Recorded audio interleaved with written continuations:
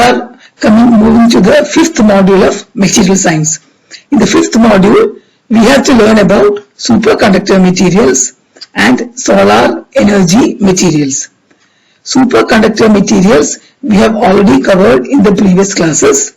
Now we are going to move over to solar energy materials. That is, the materials used for converting solar energy into useful applications. There are two types of conversion of solar energy. One is photothermal conversion and the other one is photovoltaic conversion.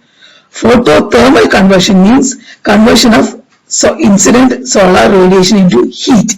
That means the solar radiation is being used for heating purposes. So the various applications include solar water heater, that means the radiation is being used to heat water.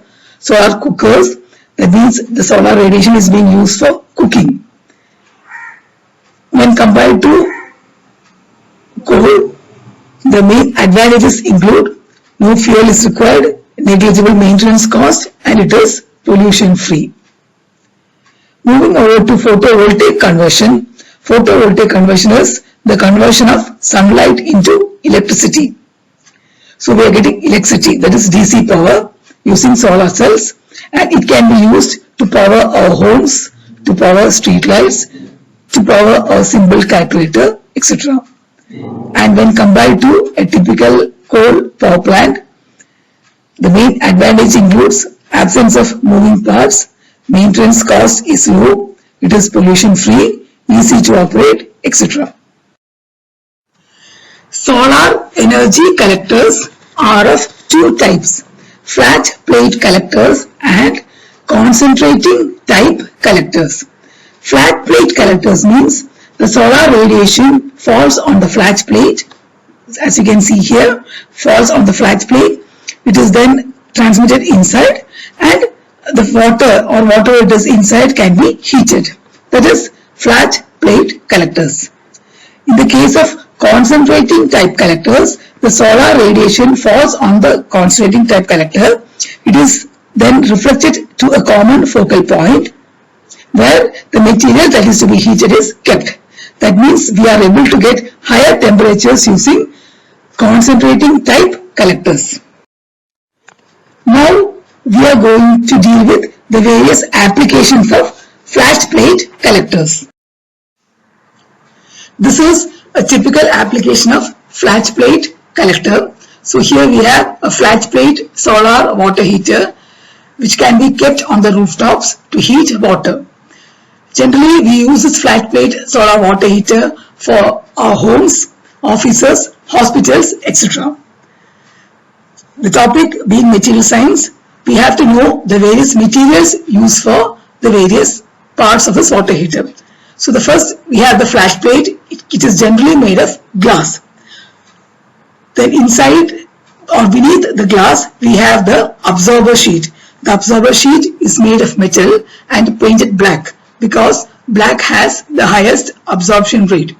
Inside the absorber we have metallic pipes carrying water. The water that is to be heated is inside the metallic pipes. So from the absorber sheet or from the absorber material, the heat is transferred to the pipelines carrying water and thereby the water is getting heated.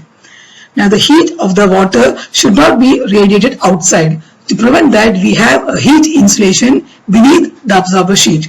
The heat insulation can be a styrofoam or some other heat insulating material. So this is the cross section of the flat plate water heater.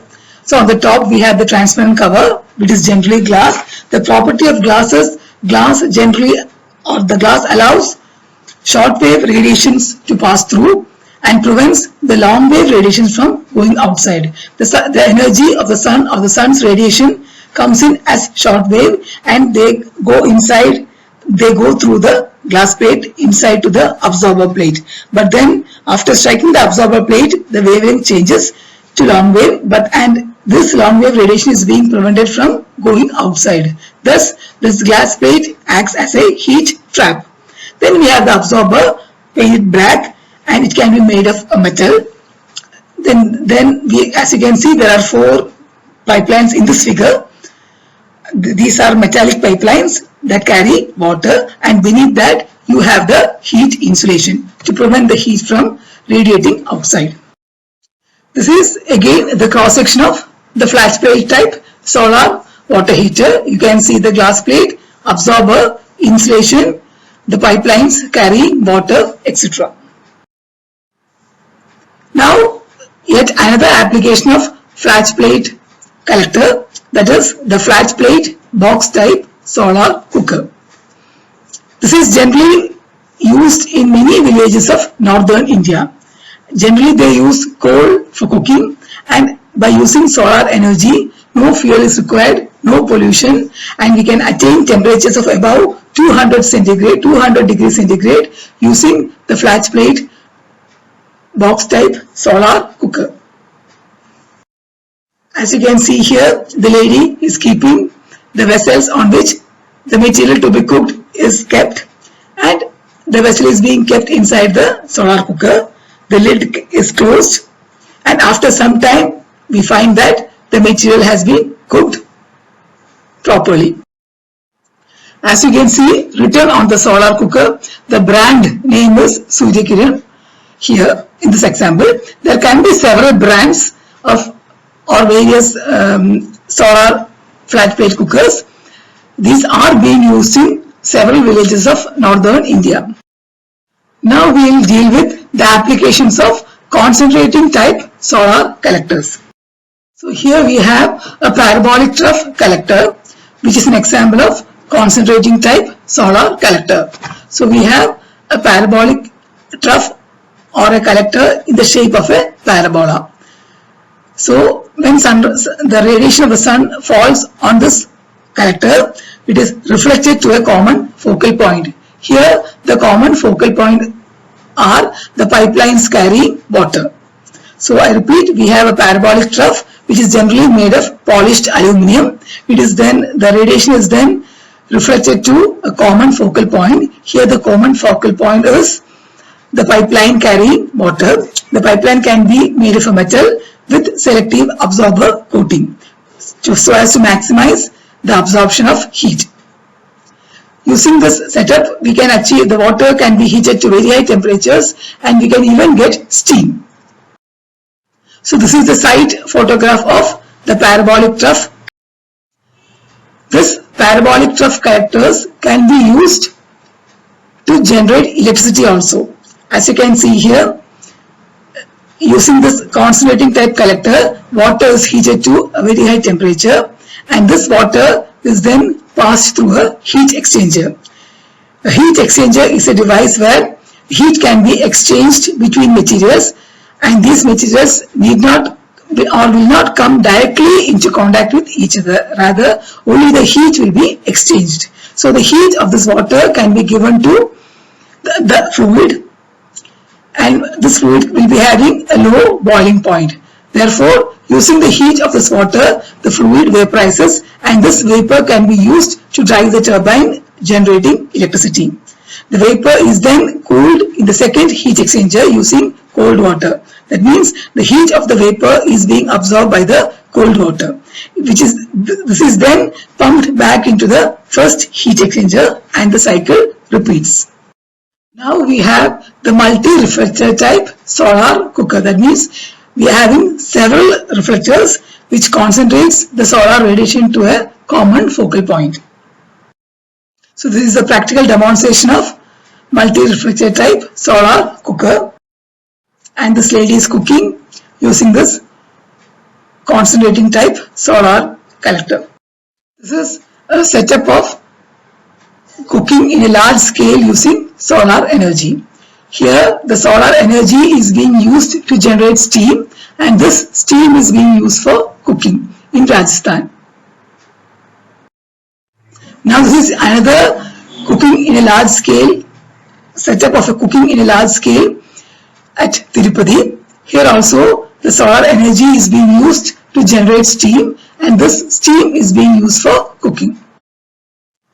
Now the various properties that have to be considered for the materials used for solar applications are transmittance, absorptance, emittance and reflectance. Transmittance gives you an idea about the amount of light energy that is being transmitted by the material. Similarly, absorptance gives you an idea about the amount of energy that is being absorbed by the material. Emittance again gives you an idea about the amount of energy that is being radiated by the surface. Similarly, reflectance, the amount of energy that is being reflected by the surface. Now we are going to deal with the various types of solar selective coatings for increased solar thermal energy collection. So we already have a metal or a material which absorbs solar energy. Now to increase the absorption rate of the material, it can be coated with various selective coatings. These coatings are known as solar selective coatings to increase the absorption rate. These materials will be generally having high absorptance but very low thermal emittance. The different types of coatings are non-selective coatings, selective coatings, hot mirror coatings, cold mirror coatings, and anti-reflection coatings. An example of non-selective coatings can be our humble black paint. As you all know, the black color has got the maximum absorption when compared to all other colors, and if we paint the material using black paint, it can increase the absorption rate. That is an example of non-selective absorber. For selective absorbers, the examples can be semiconductor coatings, other selective paints, etc.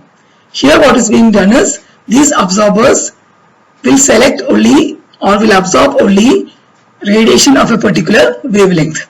That is why they are called as selective absorbers. Next comes the hot mirror coatings. In the case of hot mirror coatings, the input beam falls on the mirror and the visual radiation will be transmitted while the infrared radiations will be reflected. So it is the infrared radiations that contains the heat. So therefore, a typical application of hot mirror coatings can be in the case of solar parabolic trough concentrator. Here, when the solar radiation falls on the collector, the infrared radiation will be reflected back to a common focal point, thereby increasing the temperature or increasing the absorption rate of heat. The cold mirror coatings will be the opposite of hot mirror coatings. In the case of cold mirror coatings, it is the infrared radiation that is being transmitted and the visual radiations will be reflected. A typical application of cold mirror coatings will be in the case of solar photovoltaics, where the light is being reflected onto the PV panel and the heat energy or the infrared radiation is being transmitted back. So we are getting light energy with reduced heat energy. Then we have the anti-reflection coating, where the coating is applied to reduce the reflection of the incident solar radiation. Thank you.